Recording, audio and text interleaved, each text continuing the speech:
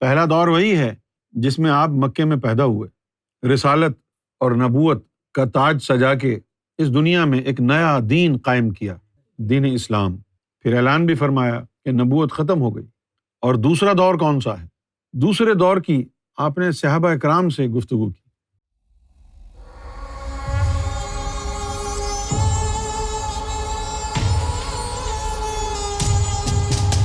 محمد رسول اللہ شاہد ہیں، شاہد تھے، شاہد رہیں گے۔ محمد رسول اللہ نے مصیبتوں سے ہم کو نکالا، خوشخبریاں سنائیں، ہماری زندگی کو آسان کیا تھا، کر رہے ہیں، کرتے رہیں گے۔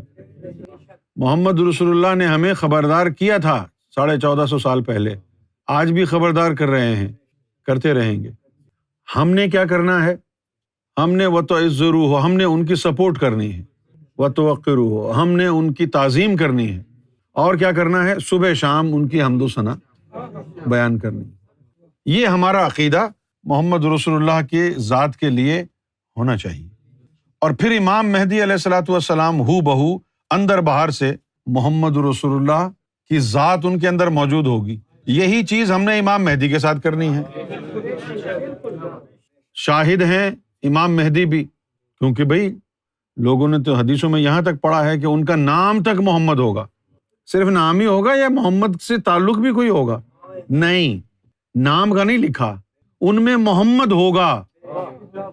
قرآن نے ہمیں یہ کہا ہے کہ ان کے دو دور ہیں، وَلِلْآخِرَةِ خَيْرٌ لَكُم مِّنَ الْأُولَىٰ، آپ کا جو دوسرا دور ہے وہ آپ کے پہلے دور سے بہتر ہے۔ اب وہ جو دوسرا دور ہے وہ کیا ہے؟ مولویوں نے کہا کہ پہلا دور مکے کا تھا اور دوسرا دور مدینے کا ہے۔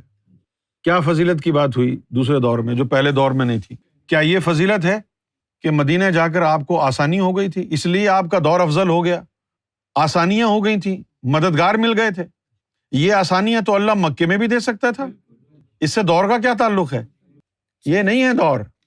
پہلا دور وہی ہے جس میں آپ مکے میں پیدا ہوئے، رسالت اور نبوت کا تاج سجا کے اس دنیا میں ایک نیا دین قائم کیا، دین اسلام۔ پھر اعلان بھی فرمایا کہ نبوت ختم ہو گئی، لا نبی بعدی، میرے بعد کوئی نبی نہیں آئے گا۔ اور دوسرا دور کون سا ہے؟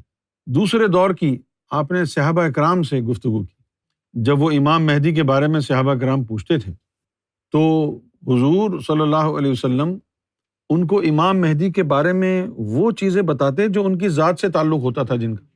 تو اب صحابہ کرام یہ پریشان ہوتے اور پوچھتے کہ یا رسول اللہ، ہم تو آپ سے امام مہدی کی بابت پوچھ رہے ہیں اور آپ ڈسکرپشن اپنا بتا رہے ہیں، تو کیا اس کا یہ مطلب ہے کہ آپ خود ہی امام مہدی بن کے واپس آ جائیں گے؟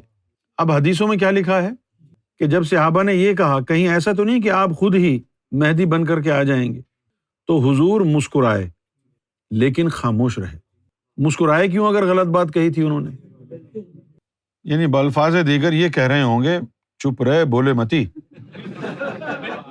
مسکراہٹ تو یہی بات ہے نا بھائی، کہ سمجھ گئے ہیں یہ، اگر غلط بات کہی ہوتی تو حضور مسکراتے تو نہیں نا۔ یہ دوسرے دور کی نشاندہی کرتا ہے۔ امام مہدی علیہ الصلوۃ والسلام کا اس دنیا میں تشریف لانا یہ نبی کریم صلی اللہ علیہ وسلم کا دوسرا دور ہے۔ اب سوال یہ پیدا ہوتا ہے کہ محمد رسول اللہ کا اس دنیا میں دوبارہ تشریف لانا دوسرا دور ہے تو اس کا کیا مطلب ہے؟ وہ ڈسکس کرنا چاہتے ہیں۔ تو محمد رسول اللہ کے دوسرے دور سے مراد کیا ہے؟ امام مہدی جن کو ہم محمد رسول اللہ کا دوسرا دور کہیں گے، تو کیا نبوت اور رسالت امام مہدی کے اندر آ گئی ہے؟ نہیں، امام مہدی علیہ الصلوۃ والسلام کا حضور سے جو تعلق ہے، حضور کی ذات کے ان حصوں سے تعلق ہے جن حصوں کا نبوت اور رسالت سے تعلق نہیں۔ نبی کریم صلی اللہ علیہ وسلم کی جو روح مبارکہ ہے، وہ روح مبارکہ وہ نبی ہے، وہ رسول کا مرتبہ والی ہے۔ اس روح کے لیے آپ نے فرمایا تھا کہ ہم اس دنیا میں آنے سے پہلے بھی نبی تھے، یوم ازل میں بھی وہ روح مصطفیٰ، روح احمد نبوت اور رسالت پر فائز تھی۔ امام مہدی علیہ الصلوۃ والسلام کے اندر نبی کریم صلی اللہ علیہ وسلم کی جو موجودگی ہے، جس کی وجہ سے دوسرا دور کہا جا رہا ہے، وہ موجودگی آپ کی جو روح مبارک ہے اس کے دوسرے حصے سے ہے، جس کا یوم ازل سے یوم محشر سے تعلق نہیں ہے۔ وہ ہے حضور صلی اللہ علیہ وسلم کی ارضی ارواح، اور وہ ارضی ارواح تو عام طور پر چینج ہوتی ہی رہتی ہیں۔ ایک آدمی چلا گیا اس دنیا سے، اس کی ارضی ارواح کسی دوسرے بچے کو بنانے میں کام آتی۔ دیکھو نا بھائی، کتنے لاکھوں سالوں سے یہ دنیا آباد ہے۔ ایک روح کو دنیا میں آنے کے لیے 3 ارضی ارواح چاہیے، تو معلوم یہ ہوا کہ اگر 1,00,000 روحوں کو زمین پر لانا ہے تو ان کے لیے 3 لاکھ ارضی ارواح ہوں۔ 1 بلین روحوں کو زمین پر لانا ہو تو ان کو لانے کے انتظام میں جو استعمال ہوں گی ارضی ارواح، وہ 3 بلین ہوں گی۔ اگر 1 ٹریلین روح کو زمین پر آنا ہے تو ان کو لانے کے لیے 3 ٹریلین ارضی ارواح ہوں گی۔ یہی بات ہے نا؟ ہاں، لیکن اللہ نے ایسا کیا نہیں۔ جیسے کہ میں آپ کو ایک بات سمجھا دوں پہلے کہ بھائی اب کسی ہوٹل میں 1,000-2,000 ہمارے آدمی ٹھہرے ہوئے ہیں، پروگرام میں ان کو لے کے جانا ہے، اور گاڑی ہمارے پاس ایک ہی ہے، تو آپ کیا سمجھتے ہیں کہ 50 آدمیوں کو گاڑی لے کر کے آئی، اب اس گاڑی کو کھڑی کر دیں کہ نہیں، اب باقی لوگوں کو دوسری گاڑی لے کے آئے گی، دوسری گاڑی خریدو؟ ایسا تو نہیں ہوتا نا۔ یہ ایک گاڑی میں بیٹھے 50 لوگ آ گئے، ان کو چھوڑ کے وہ واپس چلی گئی، پھر نئے لوگ اس گاڑی میں آ گئے جو باقی تھے، پھر ان کو چھوڑ دیا، پھر یہ واپس گاڑی چلی گئی، پھر اور لوگ بیٹھ گئے، ان کو لے آئی، پھر یہ واپس چلی گئی۔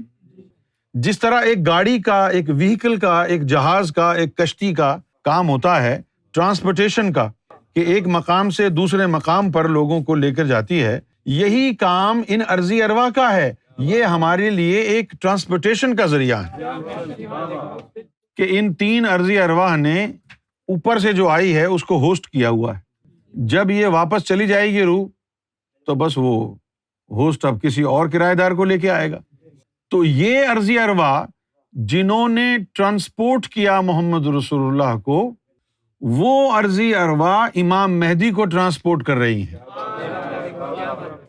اور حضور صلی اللہ علیہ وسلم کی ذات میں نبوت اور رسالت کا جو مقام اور مرتبہ جس آپ کے وجود کو حاصل ہے، وہ آپ کی روح مبارک ہے، روح احمد۔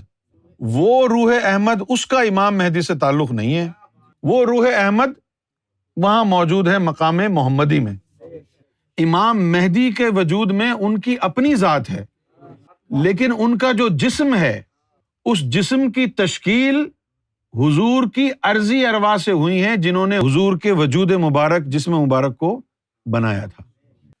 اب یہ جو دوسرا دور اور افضل دور ہے، یہ افضل دور کیوں کہا گیا؟ کہ ان ارضی ارواح کو پہلے صحبت حاصل تھی کسی اور روح کی، اب صحبت حاصل ہو گئی ہے کسی اور روح کی۔ آگے آپ سمجھیں۔ پھر ارضی ارواح کے علاوہ امام مہدی علیہ الصلوۃ والسلام جو ہیں، وہ ایسی جگہ سے تشریف لائے ہیں کہ جہاں نہ ارضی ارواح ہوتی ہیں اور نہ ہی وہاں پر لطائف ہوتے ہیں۔ تو اب امام مہدی کے جسم مبارک میں ارضی ارواح تو ہو گئی نبی پاک صلی اللہ علیہ وسلم کی، تو لطائف کہاں سے آئے ہیں؟ یہ بڑی دلچسپ بات ہے۔ وہ دلچسپ کیوں ہے؟